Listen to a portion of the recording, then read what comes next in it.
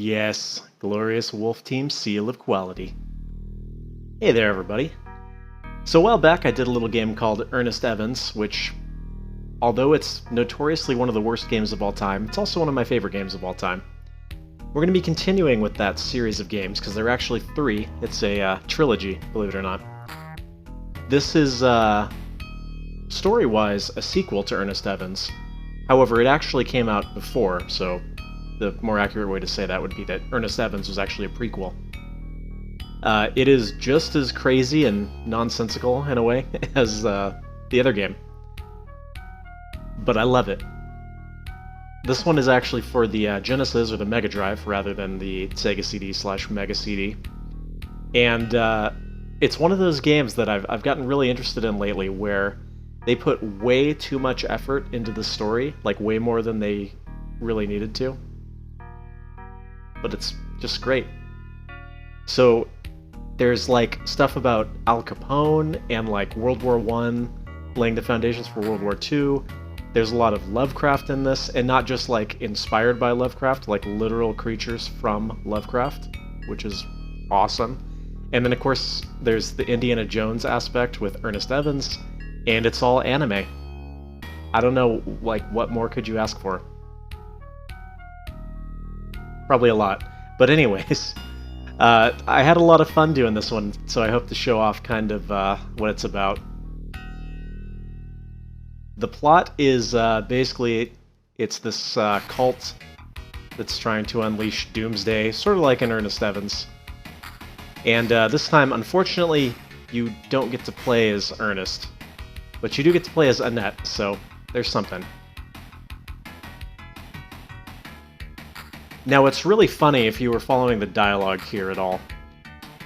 This is, of course, the first game in the series, even though it is, story-wise, takes place after Ernest Evans.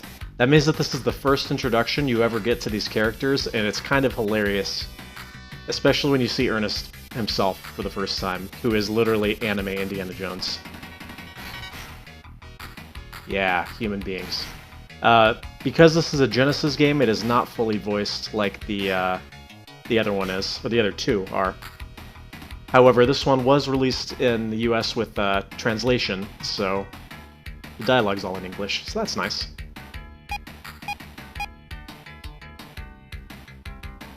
Anyways, let's get started. Welcome to El Viento. So the first thing you'll notice if you've played Ernest Evans at all is that this controls quite a bit better. However, the main issue with it is that they did not know how to do invincibility frames. And I don't know what it is with this series of games, but if you get hit by an enemy and they overlap your sprite, you will just continue to take damage over and over until they're no longer touching you, which makes this a fairly difficult game. Now, one of the things that's kind of cool about this game is that there's actually a reasonably well-realized magic system. So you'll see I have MP there and one spell right now. Now, there isn't actually a level-up system, but they sort of make a pseudo-level-up system, in that when you get to different levels, you gain new magic attacks. So to start off with, you just have the Fireball, and then your basic attack, which is this Boomerang. Not nearly as derpy as Ernest's Whip. Not nearly as cool either, unfortunately, but hey.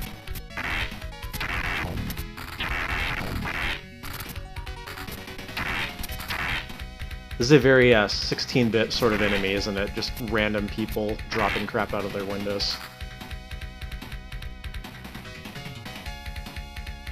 Now, as I commentate this series, because this is actually post-commentated, I'm going to be referring a lot to Rage Quitter 87's Ernest Evans El Viento Shrine, which I'll link in the description, because it has a lot of interesting background on these games, if you're interested in them, of course. One thing that you will find is that your boomerang will come back right as it hits an enemy, as a boomerang might, I guess. So if you're right next to an enemy, you can keep tapping the button over and over, because you can only have 2 boomerangs out at a time. It's sort of like in the original Mega Man, where if you're right next to an enemy, you can keep tapping the Mega Buster, and if you're not, you have to wait for it to clear the screen. Well, in this case, you have to wait for it to come back to you.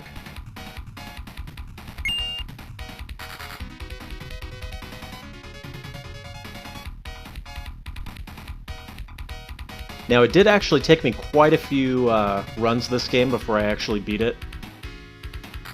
You don't get unlimited continues, so good luck with that. And of course, doing my playthrough, I wanted to do a deathless run. So that was even more difficult.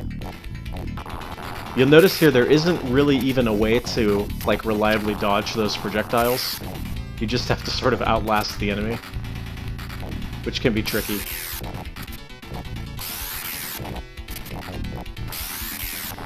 By the way, this is 1928, keep that in mind, so I'm not sure what that thing's doing here.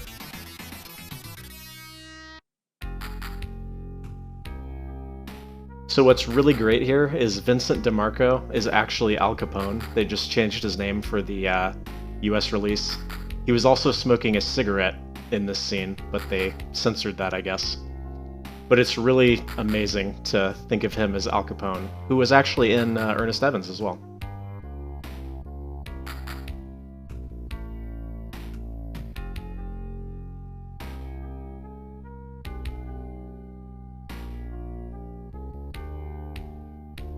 And yes, we are literally going to Mount Rushmore.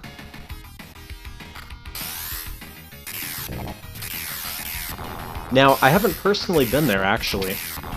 Maybe someday, but I'm pretty sure it doesn't look like this, and I'm even more certain that it didn't look like this in 1928, but that's just me.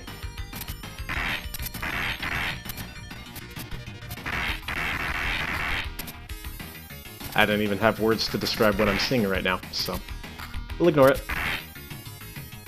Now, one thing that's kind of weird with the control scheme here is that in order to run, you actually have to press down, hold down, and then press jump. So you'll run at just a steady speed, but to do that dash, that's how you do it. It's really strange. And it makes it a little bit tricky to actually maneuver through some areas. But on the other hand, you get to do stuff like this, which is kind of amusing. Anyways, we don't need to sit there and do the entire thing, do we? Another thing that's really weird is those planks there don't actually break until you step off of them. So it looks like you have to dash quickly to get over them. Nope, if you just stand on them, they will never break. I guess it's a cinematic sort of element. Sort of like the killer whale chase in Sonic Adventure or something? I don't know. This part is a nightmare because the hit detection, as you can see, is very strange on this part. Fortunately, they obviously realized that and didn't make the fall auto-kill you. Now, same here, this is really strange. You have to jump right as you land on them, otherwise you'll fall through. It's hard to describe how weird the controls are, unless you've actually played it. Which you should. I think this is a really fun game, actually. Not least of which because you never really know what is going to be thrown at you next. They really had no limits here.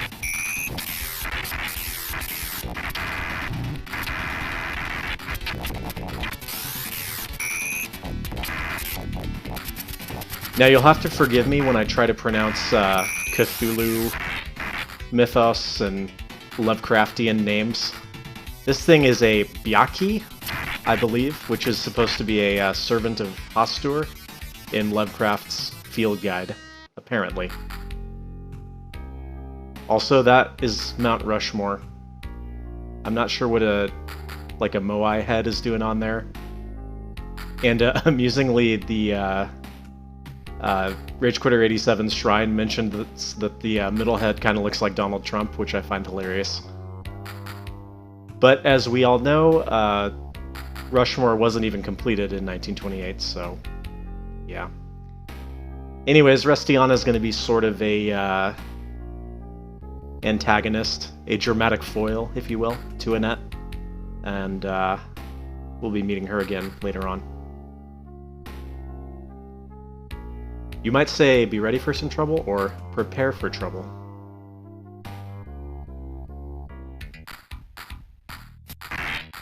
So now we're going up against these, like, 1920s gangsters, and it's wonderful.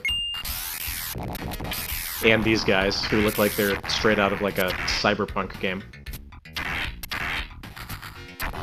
Definitely just predicted E3 2019, I think.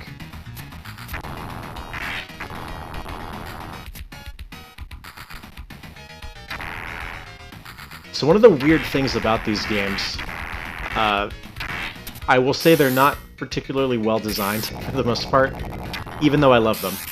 The difficulty tends to scale very strangely. As in, we'll see that some bosses later on in the game are just ridiculously easy, and some stuff is nearly impossible.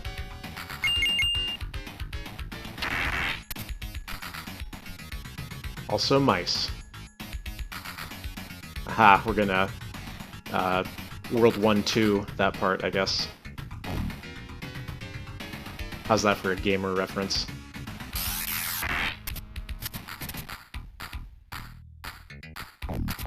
I do find that kind of amusing, though. And then we have to step on the fish's head. Yeah, makes sense. So here we will get an example of the pseudo level up system. It really isn't a level up system, but it does work reasonably effectively. Usually you have to either pick up a power-up in the level or defeat a boss, something like that.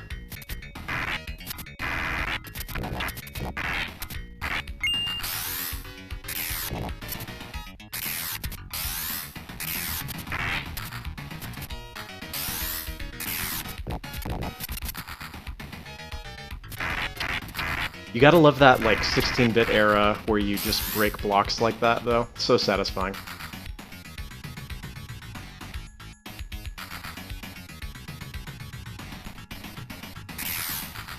Alright. And then the weird, like, multi-segmented dragon/snake bosses that are in every game. This one is deceptively difficult, because you could take damage very, very quickly. But of course, you can also just stand on its body, so... Boom.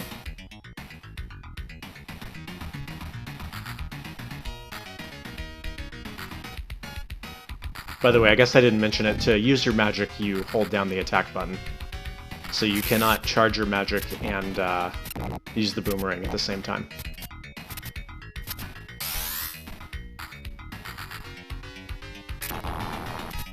Alright, so we defeated the boss, got a new magic attack. Now, in order to switch magic, you don't. You actually just hold it down for longer. So you'll see it sort of cycle from the fireball to the water.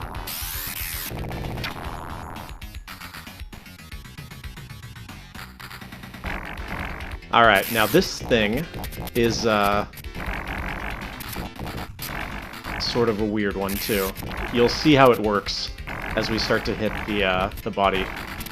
Some sort of weird D&D slime thing. So it'll sort of start to rebound. And it's actually kind of a neat effect.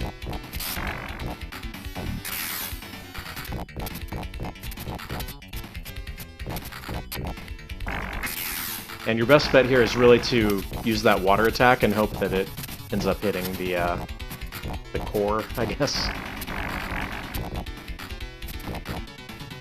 Because it does actually rebound more, the areas that you hit it more, so... There's a wee bit of strategy involved.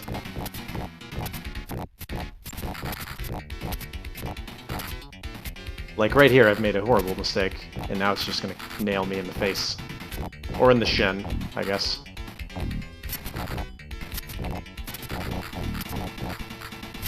You also may be noticing from the hit sound that the hit boxes are not exactly the most stellar that you've ever seen.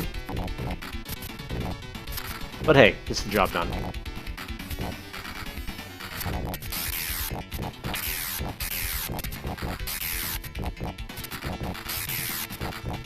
And man, getting that last pesky guy can be a little bit tricky.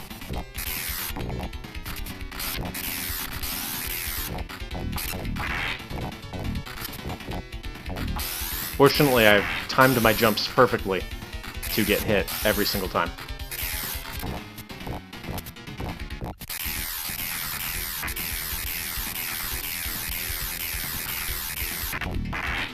I'm sure there's a much more efficient way to do this, but what can I say?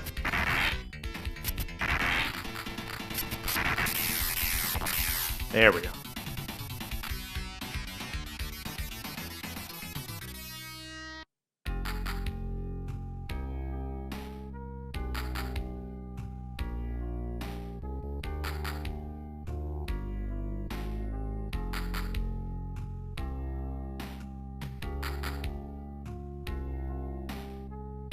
The dialogue is just really, really well written, as you can see. Oh, burn.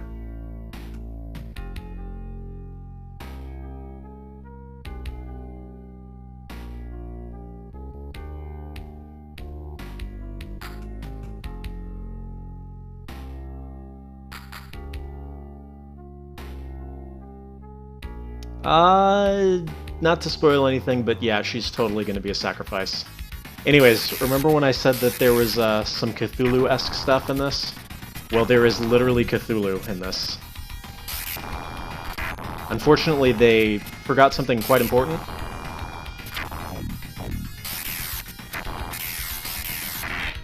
They forgot to actually make the sprite large enough, so instead they just horribly upscaled it, and it's very weird.